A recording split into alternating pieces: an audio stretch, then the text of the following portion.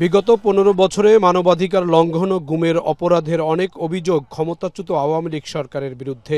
BNP নেতা Ilias Ali, commissioner Chowdhury Alam, Jubodal নেতা সুমন গুম হওয়ার পর ফিরে আসেনি। এই তালিকায় আছেন বিএনপি জামায়াতের অনেক নেতাকর্মী। 5 আগস্টে শেখ হাসিনা সরকারের পতনের পর আন্তর্জাতিক অপরাধ ট্রাইব্যুনাল আইনের সংশোধন করে গুমের বিচার করার বিধান রাখা হয়। এরপর থেকেই আওয়ামী লীগ সরকারের আমলে বিভিন্ন ব্যক্তিকে গুমের ঘটনায় বিচার চলছে ট্রাইব্যুনালে। একই সঙ্গে চলে স্বতন্ত্র আইন তৈরির কাজও। ডক্টর ইউনূসের অন্তর্বর্তী সরকার গুম ও জাতীয় মানবাধিকার কমিশন আইনের খসড়া অধ্যাদেশ আকারে তৎকালীন উপদেষ্টা পরিষদে পাশ করে। পরবর্তীতে 12 ফেব্রুয়ারি নির্বাচনের মধ্য দিয়ে বিএনপি সরকার গঠন করলে গুম ও মানবাধিকার কমিশন সংক্রান্ত অধ্যাদেশ রহিত করে। তবে সম্প্রতি এ সংক্রান্ত আইনের খসড়া উপস্থাপন করেছে সরকার।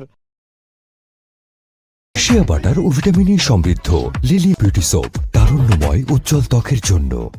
গুম ও মানবাধিকার কমিশন সংক্রান্ত খসড়া নিয়ে বুধবার গোলটেবিল বৈঠকের আয়োজন করে ভয়েস ফর রিফর্ম।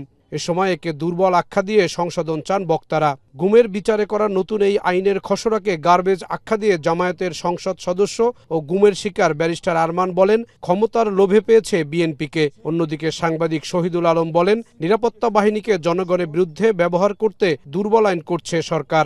যেই ডিপ স্টেট ফ্যাসিবাদকে ফ্যাসিবাদ হতে সহযোগিতা করেছিল এবং তাকে ফ্যাসিবাদ হিসেবে তৈরি থাকার জন্য সর্বাত্ম শক্তি নিয়োগ করেছিল, সেই ডিপ স্টেট এখনো কতটুকু শক্তিশালী তার প্রমাণ এই খসড়া আইন।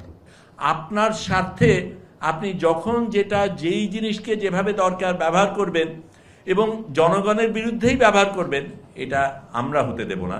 আমরা একবার দেখিয়েছি কি করা সম্ভব, প্রয়োজন হলে আবার দেখাবো। যারা এই খুনগুলা করে, গুমগুলা করে, অপরাধগুলা করে, তারা বলে যে ঊর্ধ্বতন কর্তৃপক্ষের নির্দেশে আমরা এটা করেছি, অজুহাত দেখায়, তাই না? 2025-এর অধ্যাদেশে কিন্তু এই অজুহাত দেখিয়ে দায় মুক্ত হওয়ার রেহাই পাওয়ার কিন্তু নিয়ম রাখা হয় নাই, কিন্তু 26-এ সেটা ফিরিয়ে আনা হয়েছে। গুমের ঘটনার তদন্ত কোনোভাবেই পুলিশের হাতে দেয়া যাবে না বলে দাবি জানিয়েছেন মানবাধিকার কর্মী নূর খান ও এবি পার্টির চেয়ারম্যান মুজিবুর রহমান মঞ্জু। এ সময় আন্তর্জাতিক অপরাধ ট্রাইব্যুনালের সাবেক চিফ প্রসিকিউটর তাজুল ইসলাম অভিযোগ করেন, আওয়ামী আমলে গুম খুন নিয়ে সংবাদ প্রচার না করে দলটির পক্ষে বিভিন্ন ধরনের বয়ান তৈরি করছে গণমাধ্যম। এত ভালো করে আইনটা করা হলো, আপনি এক কথায় ল্যাপস করে দিলেন, দিয়ে বলেন এর চেয়েও ভালো জিনিস বানাবো। কি ভালো জিনিস বানালেন? 3টা আইন থেকে আমরা দেখলাম যে মূলত তদন্তের জায়গাটা আপনি বাহিনীর উপরে ছেড়ে দিচ্ছেন। শুধুমাত্র আইন পাল্টালে চলবে না, আইনের পাশাপাশি সৎ, নিষ্ঠাবান, যোগ্যতা সম্পন্ন, সাহসী মানুষ ছাড়া কমিশনকে আপনি যত আইন দেন, সেই কমিশন কার্যত কোনো ভূমিকা রাখতে পারবে না। এই আইনের তদন্তভার কখনোই পুলিশের হাতে দেয়া যাবে না। এই তদন্ত কমিশনকেই দিতে হবে এবং আদারওয়াইজ এটা একটা ফাও জিনিস।